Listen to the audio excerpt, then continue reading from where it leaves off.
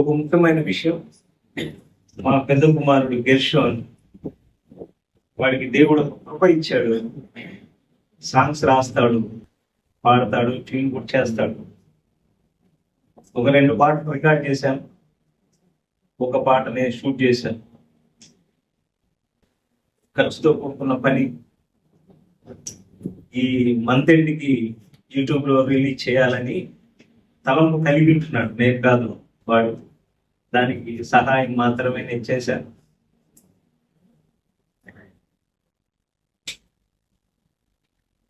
మా కుటుంబం అంతయు దేవుని సన్నిధిలో నిలిచి ఉందని సంతోషిస్తూ ఉంటున్నాను. నా 2 బిడ్డలు కూడా రక్షించబడి ఉన్నారు. వారి భవిష్యత్తు కొరకు, భవిష్యత్తు అంటే ఇహలోక జీవితం గురించి కాదు, ఆత్మీయ భవిష్యత్తు కొరకు ప్రార్థించాలని మనవి చేస్తుంటున్నాను. ఇహలోక భవిష్యత్తు కొరకు ఎందుకు అడుగుటలేదంటే, ఆయన మనల్ని సృష్టించాడు కాబట్టి, ఆయన వాగ్దానం చేసిన దేవుడు మిమ్మల్ని అనాథలుగా విడవను అని వాగ్దానం చేసిన దేవుడు. అనాథలుగా విడవను అంటే ఎన్ని తప్పిదములు చేసినా, ఏ రీతిగా జీవించినను ఆయన తన కృపలో విడువక తన యొద్దకి చేర్చుకొనగల సమర్థుడైన దేవుడు మనకు కలిగి ఉన్నాడు.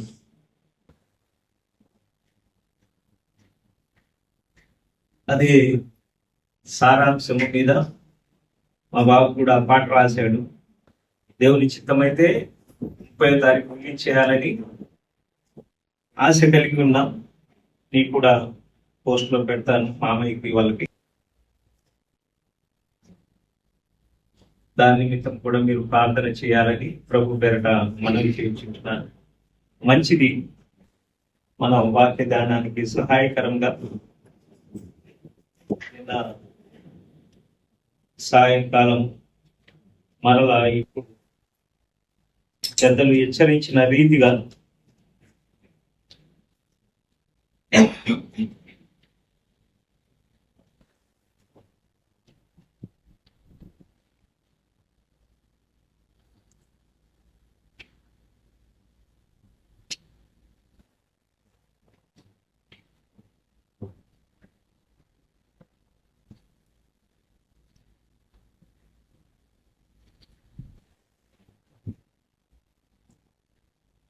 మన జీవితాలు అవి మనకి దిద్దుబాటు లేకపోతే మన జీవిత గమనాన్ని సరిచేసేవిగా ఉంటుండగా వాటిని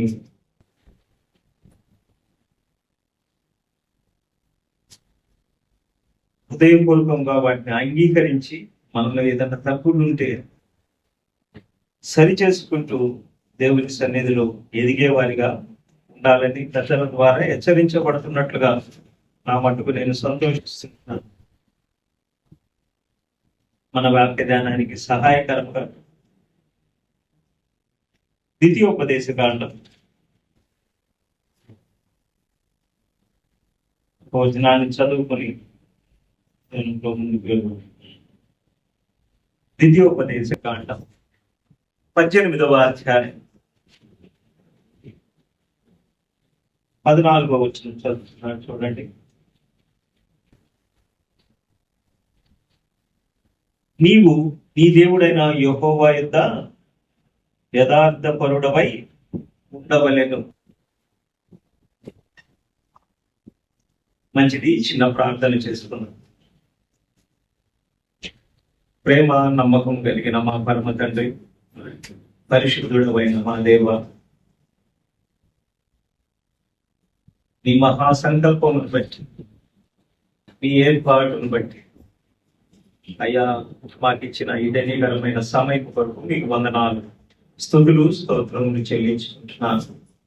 అయ్యా ఆత్మతోను సత్యముతోను మిమ్మల్ని ఆరాధించామని నమ్మి స్తుతిస్తున్నాం. చేరుకొచ్చిన ప్రతి ఒక్కరి కొరకు కూడా ప్రార్థిస్తున్నాం.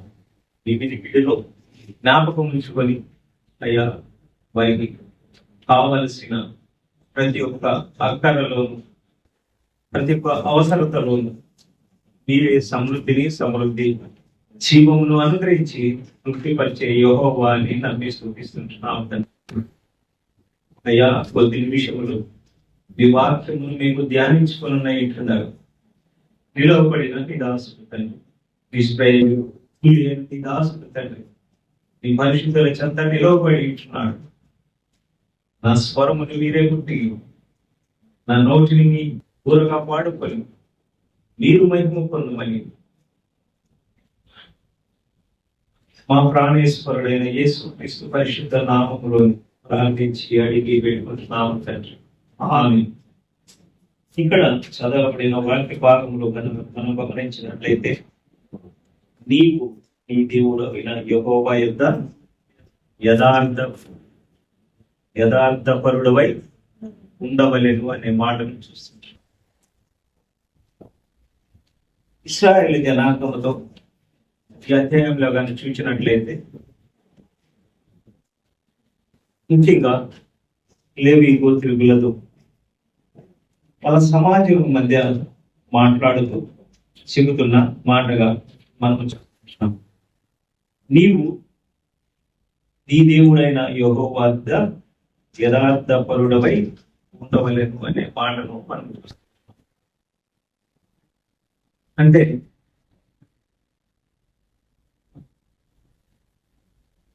నో డీవియేషన్, డీవియేషన్ ఏమీ లేదు.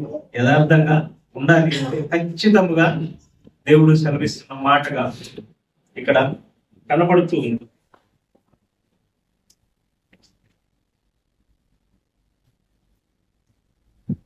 వాళ్ళు తప్పిపోయిన వారిగా ఉంటున్నారు. యథార్థత లేని జీవితాలను జీవించే వారిగా ఉంటున్నట్లుగా కనబడుతుంది. మళ్ళీ ఏదన్నా శ్రమ కలిగిన తర్వాత మళ్ళీ త్రోవలోకి వచ్చి తర్వాత క్షమించమని అడిగి మళ్ళా ఒప్పుకొని జీవిస్తున్నట్లుగా మనకి ఇశ్రాయేలు వాళ్ళ జీవిత ప్రయాణములో మనకి కనబడుతూ ఉంటుంది. మన జీవితాలు కూడా అలాగనే ఉన్నాయి. మన జీవితాలు కూడా అలాగే ఉంటున్నాయి. యథార్థత లేని వారిగా మనం ఉంటున్నామేమో. యథార్థత లేని వారిగా మనము ఉంటున్నామేమో. ఒక్కసారి ఆలోచనగానే చేసినట్లయితే, లేదు మీకా రాస్తూ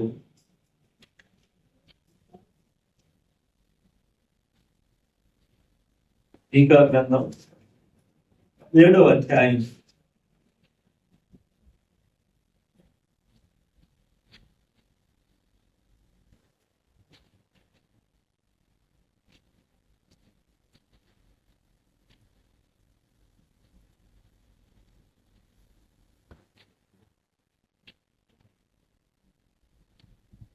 చూసినట్లయితే ఒక మాట కనపడుతుంది.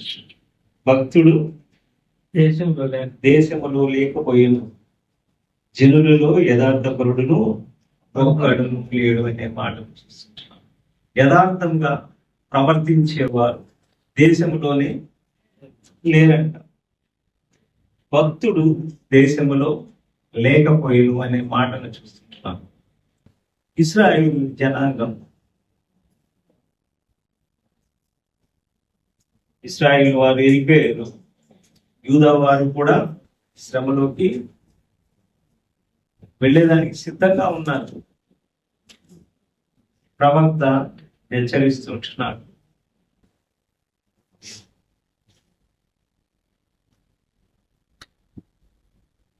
హెచ్చరిస్తున్నప్పుడు జనులు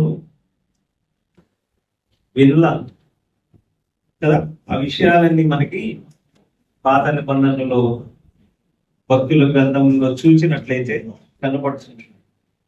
అందుకని అంటున్నాడు, భక్తుడు దేశంలో లేకపోయిన జనులలో యథార్థపరుడు ఒక్కడును లేడు అనే మాటను మనం చూస్తున్నాం. రాజుల కాలంలో కనుక చూస్తే యెహోషాపాతు, తర్వాత హిజ్కియా, తర్వాత దావీదు, వీళ్ళందరూ కొంతకాలము యథార్థముగా జీవించిన వారిగా కనపడతారు, యథార్థ ప్రవర్తన కలిగిన వారిగా కనపడతారు.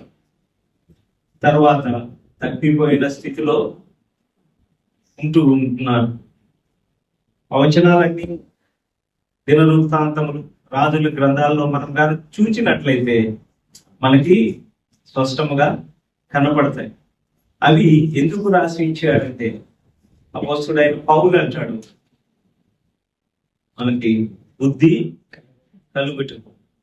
ఆ కాలంలో మరి ఏ రీతిగా చూపించారు అవన్నీ మనకి అంత్యకాలం దృష్టాంతమందు బుద్ధి కలగటానికి రాసి ఉంచాడని చెబుతుంటున్నాడు. యేసుక్రీస్తు ప్రభు వారు ఈ లోకానికి వచ్చి ఆయన యథార్థమైన జీవితాన్ని జీవించినట్లుగా మనం చూడగలుగుతాం కదా. అదే దావీదు కీర్తనల గ్రంథం 25వ అధ్యాయం మనం కానీ చూసినట్లయితే దేవుని గురించి ఒక చక్కని మాట పలుకుతుంటున్నాడు. 25:8 కానీ మనం చూసినట్లయితే, యెహోవా ఉత్తముడును యథార్థవంతుడై ఉన్నాడు. యెహోవా ఎలాంటి వాడంట? ఉత్తముడు, యథార్థవంతుడు. అయితే జనులు ఏ రీతిగా ఉంటున్నారు? యథార్థత లేని వారిగా ఉంటున్నారని మీక రాస్తుంటున్నారు. ఇప్పుడు భక్తుల జీవితాల్లో చూస్తే మనం చూసుకున్నాం కదా, దావీదు కూడా అంటాడు. ఇక్కడే 26వ అధ్యాయం కింద గాన మొదటి వచనం గాన చూసినట్లయితే, యెహోవా నేను యథార్థవంతుడనై ప్రవర్తించుచున్నాను అనే మాటను మనం చూస్తుంటున్నాం.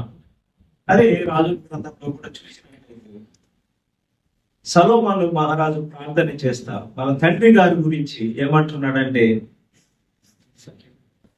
మా తండ్రి నీ ఎదుట యథార్థవంతుడిగా ప్రవర్తించాడు అంటాడు. అదే రాజుల మొదటి గ్రంథం 15వ అధ్యాయం 4వ వచనంలో కానీ మనం చూసినట్లయితే, దావీదు యెహోవా దృష్టికి యథార్థంగా నడుచుకున్నాడు. ఆ వచనం ముందులో చూస్తే చూడండి, ఒక పాపం తప్ప. రాజుల మొదటి గ్రంథం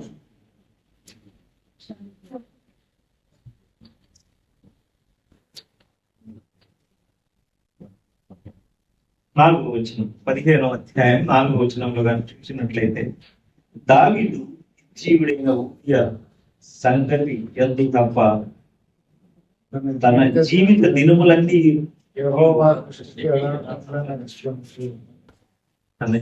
దినములన్నింటిలో యెహోవా దృష్టికి యథార్థముగా నడుచుకున్నాడు.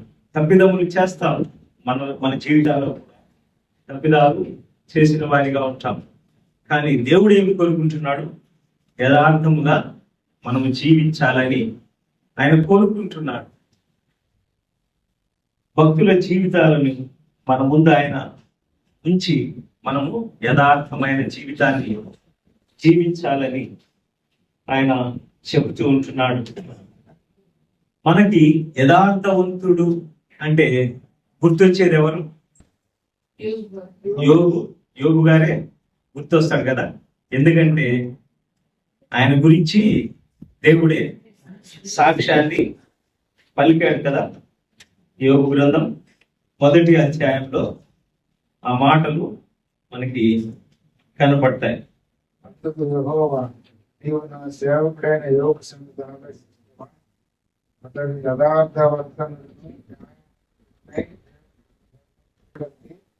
చెడుతనము విసర్జించిన వాడు భూమి మీద అతని వంటి వాడు ఎవరినో లేడు. ఇక్కడ ఇక్కడ కానీ మనం కానీ చూసినట్లయితే భూమి మీద అతని వంటి వాడెవడును లేడు అనే మాట ఎవరు చెప్తున్నారు? దేవుడే చెబుతూ ఉంటున్నాడు. అంటే ఎంత గొప్ప సాక్ష్యము కలిగి తన యథార్థ జీవితాన్ని జీవిస్తుంటున్నాడు ఆయన. ముందు వచనాల్లో 1 నుంచి 5 వచనాల్లో మనం గాన చూసినట్లయితే మనకి కనబడతాయి. ప్రతి దినము ఎంతో గొప్ప ధనవంతు తెలిసిన మనకి యోబు గురించి తెలిసిన విషయాలే.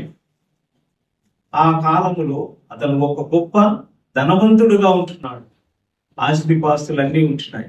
ఇప్పుడు కొంచెం ధనం ఉంటే మనము దారి తప్పేదానికి సిద్ధంగా ఉండేవారిగా ఉంటున్నాం. అందుకనే కావాలి ధనాపేక్ష సమస్త కీడులకు మూలమని కొత్త నిబంధనలో రాసి ఉంది. పాత నిబంధనలో ఉన్న భక్తులందరూ గొప్పవారే, ధనవంతులే కదా, ఆస్తిపరులే. ఎంత గొప్పగా వారిని ఆశీర్వదించాడంటే వారి యొక్క యథార్థమైన ప్రవర్తనను బట్టి వారిని మిక్కిలిగా ఆశీర్వదించాడు. ఈ కాలంలో కూడా అప్పుడు ఇప్పుడు దేవుడు ఒకే రీతిగా ఉంటున్నాడు కదా. దేవుడు అప్పుడు ఇప్పుడు ఒకే రీతిగా ఉంటున్నాడు. కానీ అప్పుడు ఆశీర్వదించాడు, ఇప్పుడు ఎందుకు ఆశీర్వదించడం లేదు అంటే ఇందాక చెప్పినట్లుగా పాపాలు ఏమన్నా అడ్డుగా ఉన్నాయేమో, మన దీవించబడక పోవడానికి కారణాలు ఏమన్నా ఉన్నాయేమో, నాలో ఏమన్నా ఉన్నాయేమో, మనలో ఏమన్నా ఉన్నాయేమో. మనల్ని మనము ఆత్మ విమర్శ చేసుకొనవలసిన వారిగా ఉంటున్నాం. ఇక్కడ యోబు భక్తుడు తన కుటుంబాన్ని గురించి ఎంత బాధ్యత వహించాడంటే తన కుమారులు ఏమన్నా తప్పిదము చేసేమని ప్రతిదినము వారిని పిలిచి వారిని పరిశుద్ధపరిచి వారి కొరకు బలి అర్పిస్తుంటున్నాడు. ఆ కాలంలో బలి అర్పిస్తున్నాడు. విరిగిన మనసే యెహోవాకు ఇష్టమైన బలి అని ప్రభువు చెప్తుంటున్నాడు. కాబట్టి మన కొరకు, మన కుటుంబం కొరకు, మన సంఘం కొరకు, మన బిడ్డల కొరకు మనం కృతజ్ఞతాపూర్వకంగా ఉదయం నుండి లేచి బలి అర్పించే వారిగా ఉంటున్నాం. ఒకసారి ఆలోచన చేసుకో, నా బిడ్డలు తప్పిపోకుండా నీ ఆజ్ఞల్లో నడుచుటకు, దేవా నేను తప్పిపోకుండా నీ ఆజ్ఞల్లో నడుచుటకు అని ఉదయం అనేది లేచి యోబు ఏ రీతిగా బలి అర్పించాడు ప్రభు చెంత చేరు. మన కుటుంబం కొరకు, మన సంఘం కొరకు, సంఘంలోని కుటుంబాల కొరకు బాధ్యత కలిగిన వారిగా ఉన్నవారు, బలి అర్పించే వారిగా ఉంటున్నాం. ఒకసారి ఆలోచన చేసుకున్నాం. అప్పుడే దీవెన ఏ రీతిగా బలి అర్పించాడు, యథార్థమైన హృదయం గలవాడై అర్పించినట్లుగా మనం చూస్తుంటున్నాం. యథార్థ హృదయం కలిగి ఆయన ఎదుట విన్నవించుకుంటే మన మనవులన్నీ ఆయన తీర్చేవాడిగా ఉంటున్నాడు. ఇక్కడ కానీ చూసినట్లయితే ఇదే మాటలను ఆరాధనలో కూడా మనకి జ్ఞాపకం చేసి ఉంటున్నాడు. ఇక్కడ కానీ మనం చూసినట్లయితే 6వ వచనం చూద్దాం. చూడండి, మొదటి అధ్యాయం. దేవదూతలు యెహోవా సన్నిధిని నిలుచుటకై వచ్చిన దినం ఒకటి తటస్థించెను అనే మాట. దేవదూతలు ఆయన సన్నిధికి వచ్చే దినము ఒకటి తటస్థించిందంట. ఆ దినమున అపవాది సాతాను కూడా అటెండ్ అయ్యి ఏం చెప్తున్నాడు? అప్పుడు దేవుడు తన బిడ్డ పట్ల ఎంత ఛాలెంజ్ గా సాతానుతో మాట్లాడుతుంటున్నాడు మనము అర్థం చేసుకోవలసిన వారిగా ఉంటున్నాం. ఎంత నమ్మకముతో అంటే యోబు పట్ల ఆయనకున్న నమ్మకత్వం, ఆయనకున్న తెలుగులో భరోసా. ఎంతగా నమ్మకం నమ్మకం కలిగి యోగు చెప్తున్నాడు, నా బిడ్డ. చూసి వచ్చామండి. ఇక్కడ కానీ చూస్తే సాతానుడు ఏమంటున్నాడు, దేవుడు చెప్తే సమాధానం కరెక్ట్ గా చెప్పాడు. దేవుడు క్వశ్చన్ వేసాడు, క్వశ్చన్ వేస్తే సమాధానం కరెక్ట్ గా చెప్పాడు. యోగు చెప్పాల, యథార్థత లేదు కాబట్టి ఆ జవాబు వచ్చింది. ఏం చెప్తున్నాడు చూడండి ఒకసారి. యెహోవా నీవు ఎక్కడి నుంచి వచ్చి వాని అడుగుగా అపవాది భూమి మీద ఇటు అటు తిరుగులాడుచు అందులో సంచరించుతూ వచ్చితనని యెహోవాకు నక్షత్రం ఇచ్చాను అని. దేవుడు స్ట్రైట్ గా అడిగాడు, ఎక్కడి నుంచి వస్తున్నావు అని.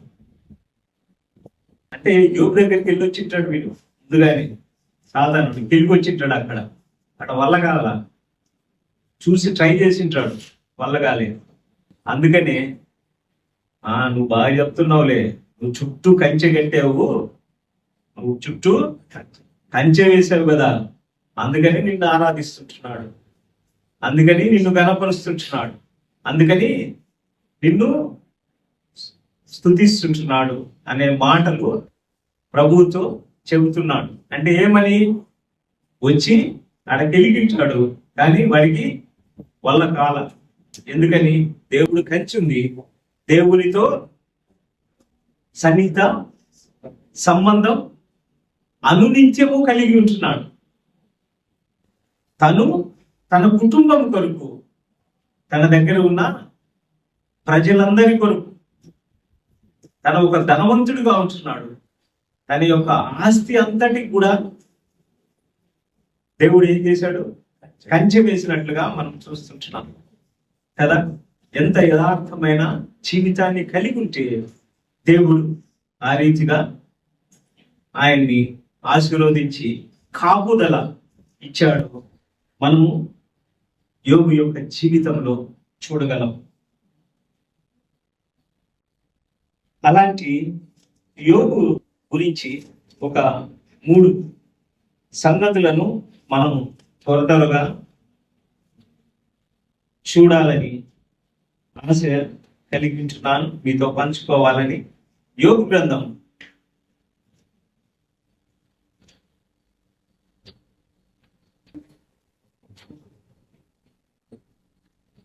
31వ అధ్యాయం 1వ వచనం మనం చూస్తే, నేను నా కన్నులతో నిబంధన చేసుకుంటుని అనే మాటను మనం చూస్తాం. కన్యకను నేను ఎలా చూదును అనే మాట చెబుతుంటున్నాను. నా కన్నులతో నేను నిబంధన చేసుకున్నాడు. ఏమని? ఆయన దుష్టత్వమును చూడలేనంత గొప్ప దేవుడై ఉంటున్నాడు మన ప్రభు. ఆయన శిష్యుడుగా ఉన్న యోగు కూడా ఏమంటున్నాడు, నేను నా కన్నులతో నిబంధన చేసుకున్నాను, నేను కన్యకలను అనే మాటను మాట్లాడుతుంటున్నాడు. ఇప్పుడు మనం రోడ్డు మీద వెళ్తూ ఉంటాం, అంటే ఈయన వచ్చి నిల్చున్నాడు, ఈయన ఎవరైనా ఎదురుగా వచ్చి కనపడితే చూడ్డా అని చూస్తాం. చూసిన తర్వాత మనము ముఖాన్ని త్రిప్పి వేసుకునే వారిగా ఉండాలి. మరలా చూసామనుకోండి, హృదయంలో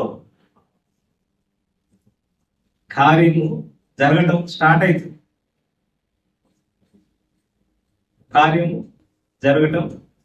అవుతుంది.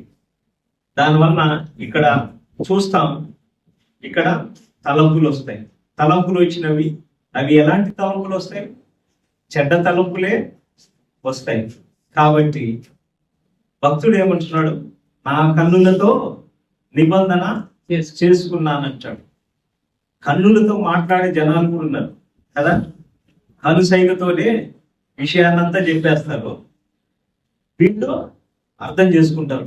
ఆయన కనుసైగలు చేయగలనే వీడికి అర్థమైపోద్ది, లేకపోతే తనకు అర్థమైపోద్ది ఏం సైగ చేస్తున్నాడు అని. ఏ భాష మాట్లాడుతున్నాడు ఆ భాష ఆ సైగ చేసే వాళ్ళకి అర్థం అవ్వాలి. అది వాళ్ళకి పూర్తిగా అర్థమైపోయి దాని అనుగుణంగా నడిచే వారిగా ఉంటాడు. అంటే కన్నులు మనం ఎంత నిష్కలంకంగా ఉంచుకోవాలో ఆ రీతిగా ఉంచుకుంటేనే యోగులాగా నిబంధన చేసుకుంటాం. ఏమని? నేను నా కన్నులతో నిబంధన చేసుకుంటున్నాను. కనుసైగ చేసేవారు, కళ్ళు గీటేవారిగా ఉండేవారు. అలాంటి వారితో మనము చాలా జాగ్రత్తగా ఉండాలి. పాత సినిమాల్లో మొత్తం కళ్ళతోనే కదా చేసేది, యాక్షన్ అంతా ముఖంతోనే యాక్షన్ చేసేవాళ్ళ, ఫేసే ఎక్కువ చూపించేవాళ్ళు. ఎందుకంటే పాత సినిమాలు చాలా చూసేవాడిని నేను. అంటే మన కళ్ళు ఏ రీతిగా ఉంచుకుంటే యథార్థవంతులుగా ఉంటామో ఇక్కడ భక్తుడు చెబుతూ ఉంటున్నాడు. ఏమని? నిబంధన చేసుకోవాలి. నేను పాపము చూడకుండా, మనం ఈ లోకంలో ఉన్న పాపాన్ని మనం చూడకుండా ఉండేలాగా చూసుకోవాలి. యూట్యూబ్లో ఏవేవో వస్తుంటున్నాయి, పిల్లలు కూడా సెల్లు ఇచ్చేస్తా ఉంటారు. వాడు ఏం చూస్తున్నాడో కూడా తెలియదు. అవి ఏమి అవసరమైనవో ఏమి అవసరం లేనివో తెలియదు. అలాంటివి చూస్తున్నప్పుడు మనం యథార్థంగా ఉండాలనుకుంటాము, కానీ మన కను దృష్టి చూడకూడని వాటి వైపు చూచుట వలన మనం మనసు చెడిపోయి మనము తప్పుదోవ పట్టేవారిగా ఉంటాం కదా. వాడు కూడా, సాతానుడు కూడా ఆరాధనలో మాట్లాడినట్టుగా ఆ ప్రభు యొక్క మహిమను, ఎవరు సమీపింపరాని తేజస్సును, అమరత్వంలో ఉన్న ప్రభువును చూస్తూ వీడు ఇక్కడ పాటలు పాడుతూ ఉంటే ఈ మాట అందరూ వినేవాళ్ళు కదా. నేను ఆయన తర్వాత నేనే, అలాంటి స్థితిలో ఉన్నవాడు అక్కడికి నేను కూర్చుంటే ఆయన కాదు ఇంకా నేనే కదా, నన్ను వీళ్ళందరూ ఆరాధిస్తారు కదా అనే ఆలోచన ఎక్కడ పుట్టింది? హృదయంలో పుట్టింది.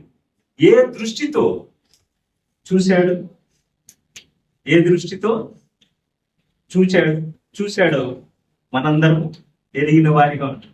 మన కనుచూపు ఏ దృక్పథముతో అయితే మనం చూస్తుంటున్నామో అది మన హృదయంలో కార్యసిద్ధి కలుగుతూ ఉంటుంది. కాబట్టి మనము మన కన్నులతో నిబంధన చేసుకోవాలి. ప్రభువా, నేను నా కన్నులను చక్కగా నా ఆత్మీయ అభివృద్ధికి వాటినే చూచుటకు నాకు కృపను అనుగ్రహించని ప్రతిదినము ఆయన దగ్గర మనం మొరపెట్టుకునవలసిన వారిగా ఉంటున్నాము.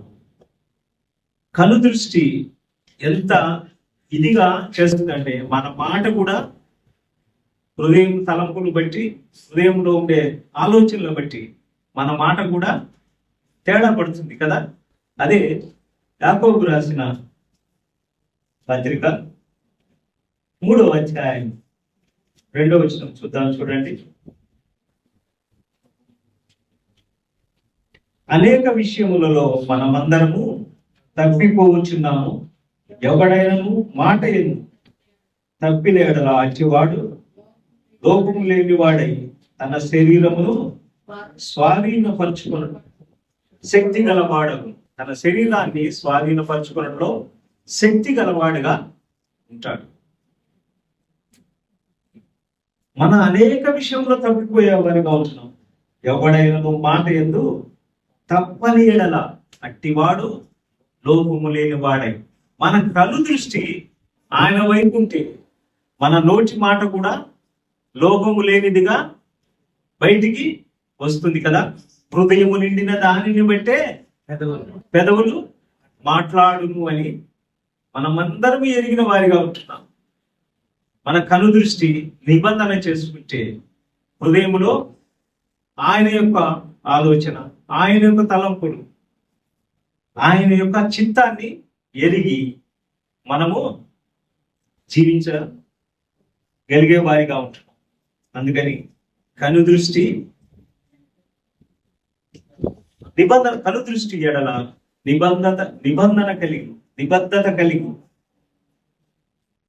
నేను నా కన్నులతో నిబంధన చేసుకుంటుంది అని మనం కూడా నిబంధన చేసుకుంటే మన కళ్ళు ఏమి చూస్తుంటాయి, ఏమి చూడకూడదని నిబంధన చేసుకుంటే మనము యథార్థవంతులుగా జీవించడానికి అవకాశం కలిగిన వారిగా ఉంటాం. ఇక్కడ అది మొదటి మాటగా చూద్దాం. రెండవదిగా చూసినట్లయితే ఇదే అధ్యాయంలో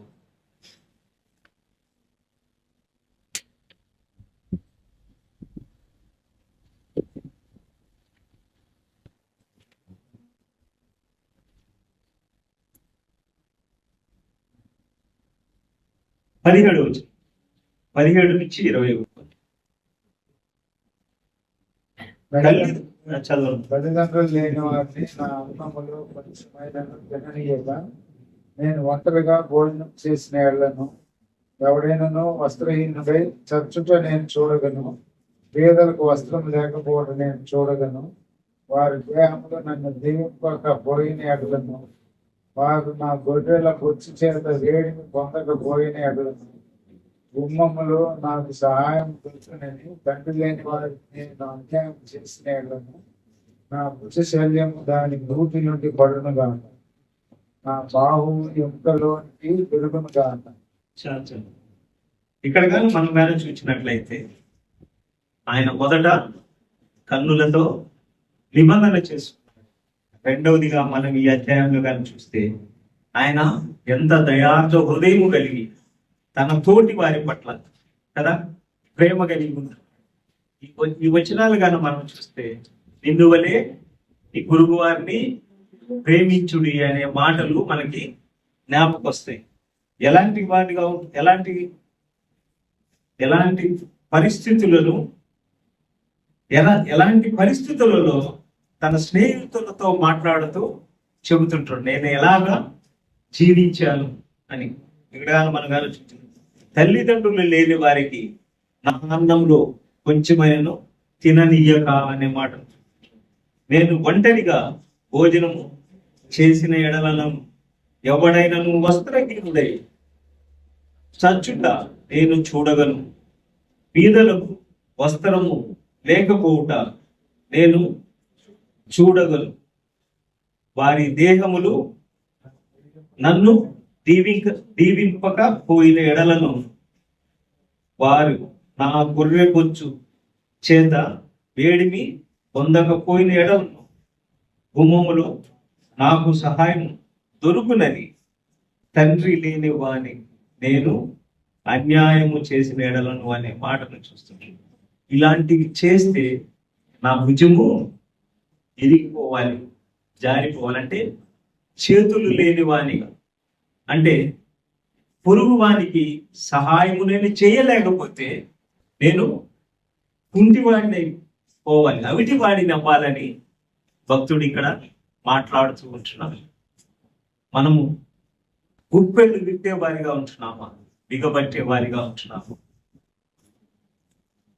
వెదజల్లి వర్ధిల్లిన వారు కలరు అనే మాట వెదజల్లితే ఉన్న దాంట్లోనే నువ్వు మన తోటి వారి సహాయం చేసే వారిగా ఉంటే ఆయన మనల్ని ఆశీర్వాదానికి కర్తలుగా చేస్తాడు.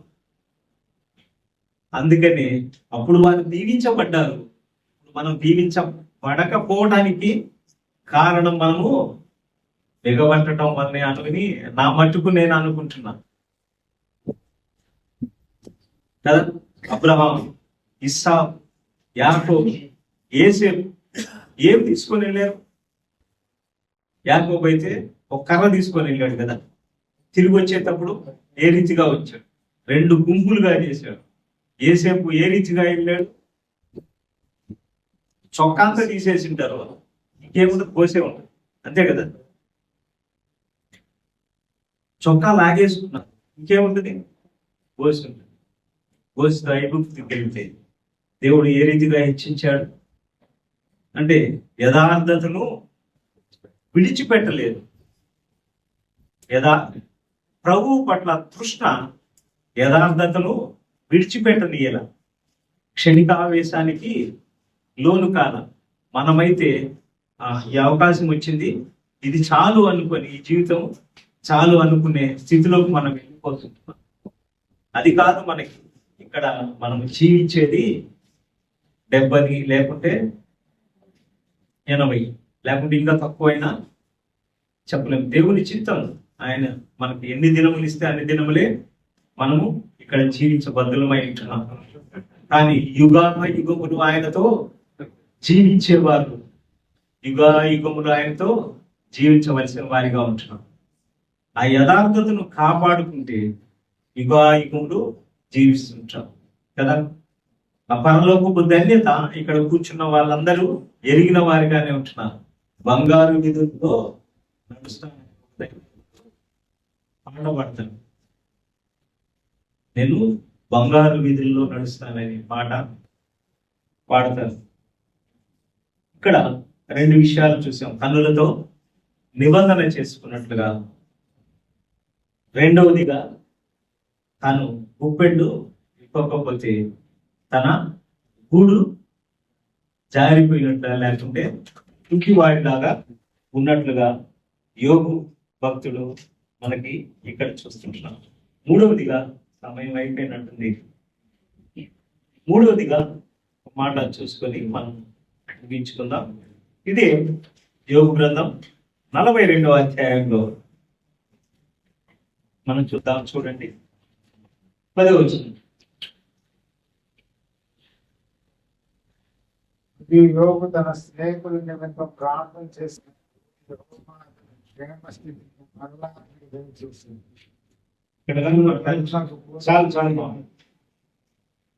మరియు యోగు తన స్నేహితుల నిమిత్తము ప్రార్థన చేసినప్పుడు యెహోవా అతనికి క్షేమ స్థితి మరలా అనుగ్రహించిన వాడిగా. తన స్నేహితులు ఎలాంటి వారు? వాళ్ళ స్నేహితుల గురించే యోగు భక్తుడి మాటల్లోనే ఇద్దాం. 6వ అధ్యాయం యోగు గ్రంథం.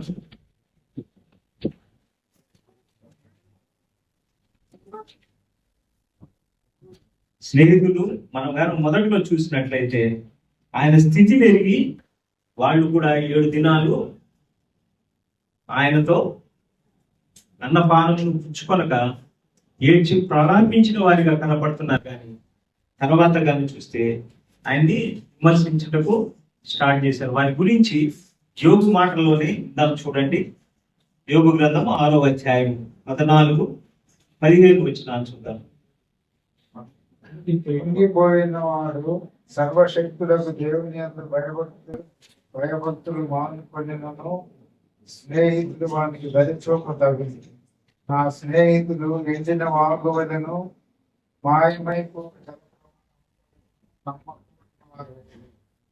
ఇక్కడ మనం కానీ చూసినట్టు లోకంలో ఉండే స్నేహితుల గురించి మొదటిగా మాట్లాడుతున్నాం. సర్వశక్తులకు దేవుని యందు భయభక్తులు మానుకొనినను స్నేహితుడు వానికి దయచూపు. అంటే దేవుని భయం లేని వారైనా స్నేహితుడు కష్టాల్లో ఉంటే స్నేహితుని ఎడల దయ చూపిస్తారు. కానీ నా స్నేహితులు ఎలా ఉంటున్నారు? దేవుని ఎరిగిన వారిగా ఉంటున్నారు. దేవుని మాటలనే వల్లించినట్టుగా మనం ఆ 3 స్నేహితులు గురించి కూడా మనం చూస్తాం. ఇక్కడ ఏమంటున్నాడు? నా స్నేహితులు ఎలా ఉన్నారంట? ఎండిన వాగువలి. అంటే మంచినీళ్ళు కూడా ఇటులా. ఆయన ఎండిపోయిన స్థితిలో, శరీరం పుల్లి కృషించిన స్థితిలో ఉన్నా కానీ ఆ స్నేహితులు ఎలాంటి వారిగా ఉంటున్నారు? సహాయం చేసే స్థితిలో లేకుండా విమర్శించే స్థితిలో ఉంటున్నట్లుగా మనం మాయమైపోయి జల ప్రవాహం వలె నమ్మకూడని వారై ఎండమావిలాగా కనిపిస్తున్నారు కదా. మనం రోడ్డు మీద ఎండాకాలం చూస్తే వేసిపోతుంటే అక్కడ మనకు కనపడతాయి. కానీ అక్కడికి వెళ్ళామనుకో మనకి కనపడవు కదా. అదే రీతిగా స్నేహితులు కూడా ఉంటున్నాడు. ఆశ్రయం కొరకు స్నేహితులు ఒక దయగల మాటలు ఏమన్నా మాట్లాడతాడేమో అని భక్తుడు వారి నుంచి ఆశించాడు, కానీ అవి దొరక లేదు. అలాంటి వారి కొరకు భక్తుడు ఏం చేస్తున్నాడంట? అలాంటి వారి కొరకు ఏం చేస్తున్నాడు? ప్రార్థన చేసినప్పుడు యెహోవా అతని క్షేమ స్థితిని మరలా అతనికి దయచేస్తాడు. వారి గురించి ప్రార్థన చేసినప్పుడు ఎంత ధన్యత! వారి గురించి ప్రార్థన చేశాడు. వారు మంచివారు కాదు, వాళ్ళు అలాంటి విమర్శించారు. వారు ఎండిన వాగ్వలను మాయమైపోయే జల ప్రవాహం వల్లే నమ్మకూడని వారైన వారి కొరకు ప్రార్థన చేసినట్లుగా మనం చూస్తున్నాం. ప్రార్థన చేయటం ద్వారా ఆయనకి యోగ్య కలిగింది, మరలా క్షేమస్థితి. అంటే మొదట ఏ రీతిగా ఉంటున్నాడో ఆ స్థితి ఇక్కడ కలిగినట్టుగా మనం చూస్తుంటున్నాం. అంటే యోగు భక్తుడు యథార్థముగా ఏ రీతిగా జీవించాడో 3 మాటలు మనం చూసాం. కన్నులతో నిబంధన చేసిన వాడిగా ఉంటున్నాడు. రెండవదిగా తన గుప్పెండు విప్పేవాడిగా ఉంటున్నాడు. మూడవదిగా తన స్నేహితుల కొరకు, వారు ఎలాంటి వారైనా కానీ వారి కొరకు ప్రార్థన చేసినట్లుగా మనం చూస్తున్నాం. అదే సామెతల గ్రంథంలో మాట ఉంది కదా, యథార్థవంతులు వర్ధిల్లుతారు అనే మాటను మనం చూస్తాం కదా.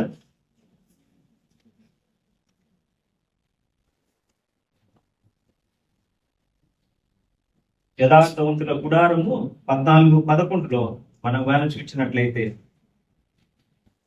సామెతల గ్రంథం భక్తిహీనుల ఇల్లు నిర్మూలమగును, యథార్థవంతుల కూడా భక్తిహీనులుగా ఉంటే వాళ్ళ ఇల్లు ఏమవుతుందంట? నిర్మూలం అవుతుంది. యథార్థవంతుల గుడారము వర్ధిల్లును అనే మాట చూస్తున్నాం.